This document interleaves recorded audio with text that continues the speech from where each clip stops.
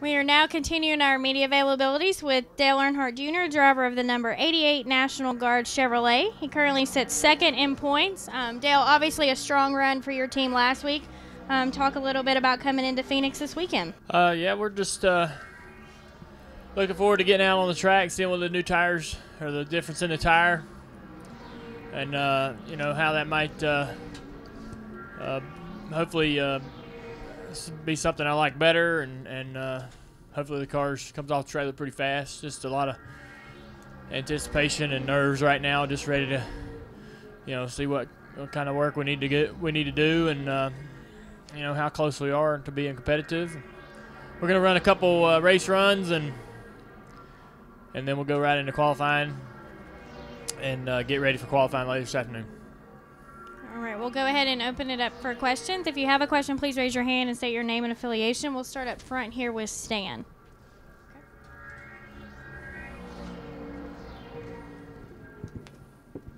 Stan Creekmore with RPM tonight down here. Dale, how much of the practice today is actually almost a test session, because the car is so different from what you've had in past years and everything? Oh yeah, we're it's pretty time limited as far as practice goes, but the car shouldn't be too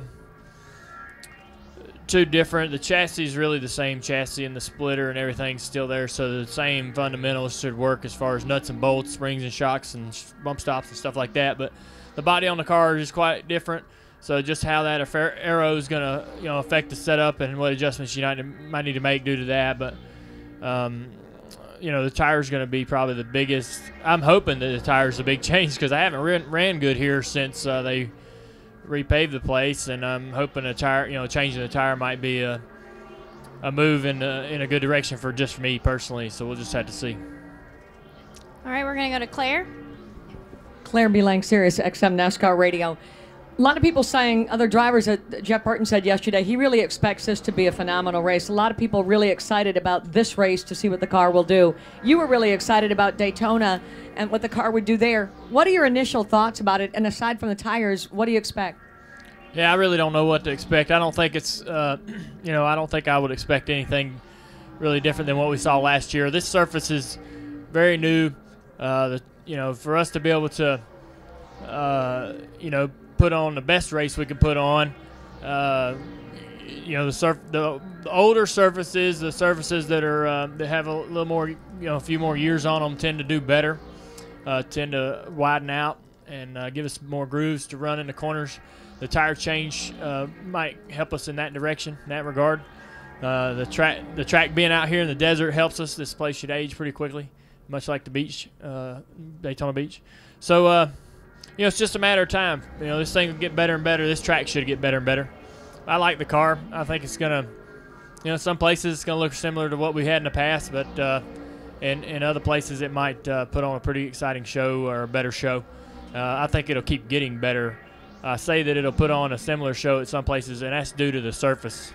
Really, a lot of tracks been repaved, and they're just not widening out right off the bat. I mean, when you put down a new surface, it's pretty single file for a couple years, at least about 3 or 4 races before we start really moving up the racetrack and changing lanes and running different grooves.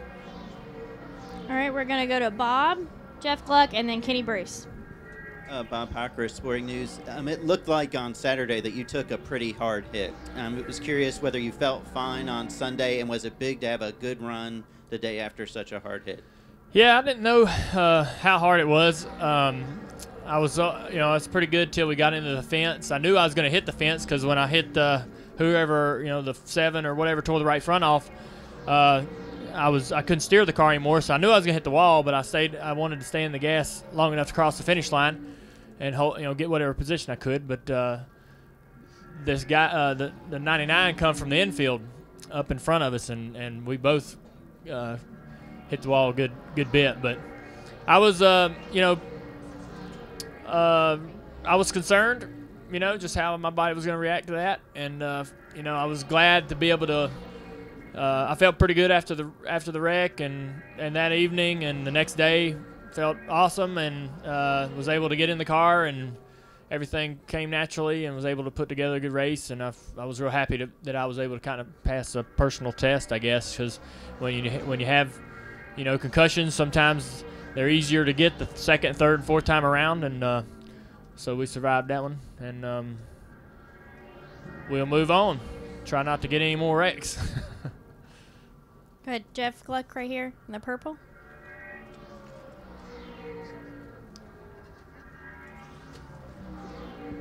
Jeff Gluck from USA Today. I heard on one of your podcast things that you're drinking carrot juice now, I think. Why? That sounds gross, first of all, but why did you start doing that? Are you trying to be healthier, or do you feel better? It's not as gross as prune juice. That was harder. But, but a buddy of mine was talking about this detox diet. It's like a 15-day deal, and for the first 8 days you drink prune juice, and then the last half of it you drink carrot juice. So they were just picking on me.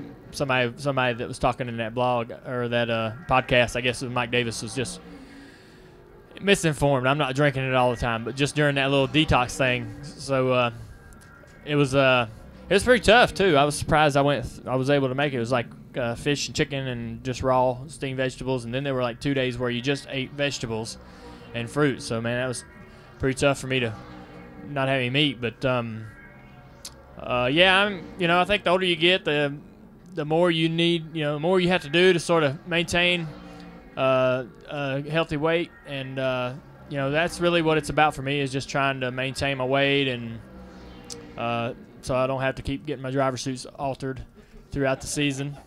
Last year I was like, man, they're shrinking. Something's wrong with the washer.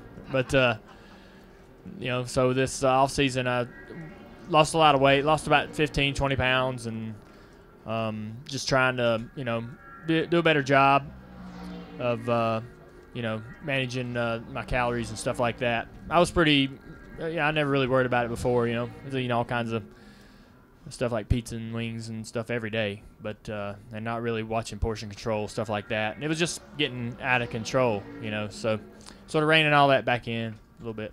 Not getting too crazy about it, though. I'm no health freak by no means. All right, Kenny Bruce. Go ahead, Kenny. Kenny Bruce with NASCAR.com. So that means no more Hellmans for you? Well, you got to mix it in there every once in a while. Yeah. It's part of the recipes. But, like I said, I'm not really a health freak or anything, but I'm counting calories. I'll just say that.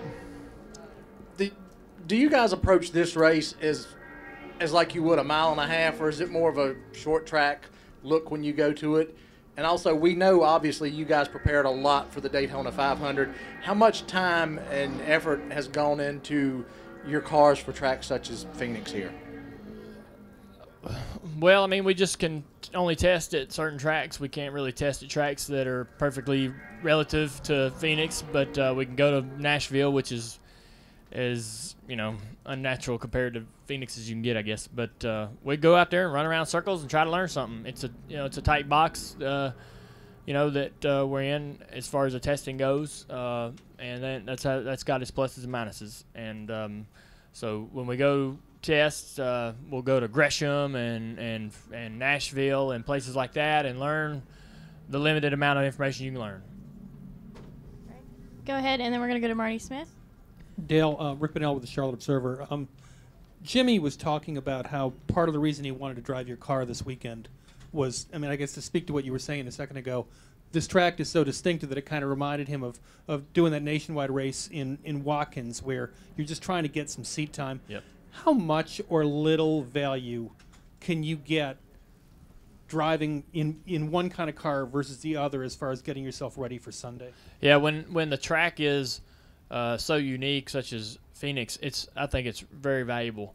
When it's when it's Daytona or Talladega, where the drafting is completely different between the two cars, and there's not really anything to learn about the tire or about a setup or anything like that. There's no real benefit other than just doing it for fun. But when you come to a technical racetrack that's still relatively the surface is new, the tire's new, everybody's still trying to find out a few secrets and gain some information on the competition, it's a great opportunity. All right, Marty. Do you have a microphone? Marty Smith. Did you have a question? Okay. I don't have a microphone. There you go. There we go. Marty Smith, ESPN. Finished second at Daytona 500. What's the takeaway for you? What do you take away from that? We got off to a good start, just like we did last year. I really think that if you find if you put yourself in a hole early, no matter how good a team you are, you're going to be one of those guys that are sitting there at Richmond the last couple of races before the chase, really digging and worried about your opportunities and position and worried about the guys you got to beat. And you'll be sitting in that, 10th to 14th place position, sweating it out. And it's a distraction that I'd rather not have to put the team through or have to go through myself. If we can put together a solid 10 races and get a good foundation of points together, we should be able to steadily maintain that throughout the rest of the regular season and go into the chase comfortable and not have to really sweat it out and start thinking, you can kind of mentally prepare yourself for the chase better, I believe, when you don't have to worry about those last few races. But, it's just mentally it's just easier. So emotionally it's easier. So that's what I took away from that. I mean, we certainly had a unique race, learned a lot about the drafting, how it's different, and hope to be able to take some of that stuff to Talladega and run well and do well. But really it was about, I told one of my guys on my team I'll think about what I should have done different for the next 11 months till we get to go back to Daytona and try it again. I should have went earlier to try to get to second sooner to be able to have that lap or two that I needed to make a run on Jimmy, but I was worried about getting freight trained and going to the back like we'd seen so many guys do throughout the race. So I was a little apprehensive, and that's why that move didn't come sooner. But it just you learn a lot, and you learn a few lessons there that I can take and try to utilize at Talladega. But other than that, it's just more about trying to get those points. They're so important. Go ahead. Jim Peltz of the LA Times over here, Dale. You told us last weekend how you felt about the fans who were hurt in the Nationwide crash, and I'm just wondering, now that we've had a week to reflect on it, I mean, for a lot of people in this country, that was their only exposure to NASCAR, and it wasn't a pretty one. And I mean, do you feel it's important NASCAR figures out exactly how they can try and minimize this in the future so that that's not the image that the public sees? Absolutely, and I think NASCAR is actively seeking solutions and alternatives to always make the sport safer. Especially, I mean, we've done so much with the physical car itself. There's always opportunities in other areas we can become a safer sport. And I'm sure that unfortunately incidents like that will draw attention. But in the long term, a lot of positive things will come out of it. That's what I'm hoping, anyways. That we're better off down the road because of what we experienced. And, it was a terrible experience for everybody that went through it. It was difficult to watch and difficult to be a witness to. But I'm glad that no one was, killed or anything like that. So, it's just, that was my biggest fear, that we lost, life or maybe multiple lives, and that was going to be really difficult it would be really difficult to race the next day. All right, Terry. Or I'm sorry, go ahead. Dale, right here, Ricardo Barra from Excelsior from Mexico. You have any thoughts about the participation of NASCAR Mexico tonight here at Phoenix? Sir? You have any thoughts about the participation of NASCAR Mexico here in Phoenix? Well, I know that we've got more and more people from that country and from that region showing more interest in the sport. There's obviously a lot of involvement from NASCAR in Mexico, and it's growing, and with the series and everything. So there's just a lot of interest as far as the drivers coming up here and trying to compete. I think it's exciting, and just ready to, looking forward to seeing some of that, result in good runs on the racetrack. Some of them guys to come up here and run well and see what kind of talent they have to bring to the table and compete with. And I think the opportunities NASCAR can provide them down in Mexico will give them, the avenue to be able to do that and to be able to get up here in some decent equipment and show what they can do. All right, we'll go Terry, and then we'll end with Reed. Go ahead. Terry Blunt, ESPN.com. Dale, a long time ago, once you were penalized for saying a bad word. What's your take on what happened with Jeremy Clemens this week, and do you feel NASCAR made the right decision? What's your take on all that? It's really unfortunate. It's just really unfortunate that he chose to make that decision at that time, to use that language. I don't like it. There's no room for that in my life, and I don't look. It's just unfortunate that had to happen to him. I hope he can get that sorted out, and it just looks bad on the sport. It's one person's mistake. Looks bad on a lot of people. Looks bad on the sport. It's just unfortunate. All right, if we can get Reed a microphone up front here. Reed Spencer with the NASCAR Wire Service. Dale, just curious. Over the past couple of years in a plate race, you've been able to talk to teammates. You've been able to hear another guy's spotter. Obviously, tandem drafting didn't have a big role in the race at all. But how did the race change with the communication restricted like that and not being able to communicate with the teammate, hear another guy's spotter, that sort of thing? Well, that's kind of been the case for, I guess, a little while now. It seems like it was several years ago when we were able to do that, when it was probably only a few. But I really never liked that. I never liked to have that much access to all the other drivers. I didn't like having the switch panel on the dashboard with different guys I could go talk to, and I rarely used it. I didn't run well in those races either, but it just wasn't natural. It didn't feel natural. I didn't want to be in the middle of their conversation. I didn't want to have that access. It just did. I'm a bit old school in that regard, where it just didn't seem like something that we should be doing, and didn't seem like it was a comfortable practice for me. So I never was really fond of it and was glad when it was taken away. All right. Thank you, Dale. Thank Good you. luck this All weekend. right, guys. Enjoy your weekend.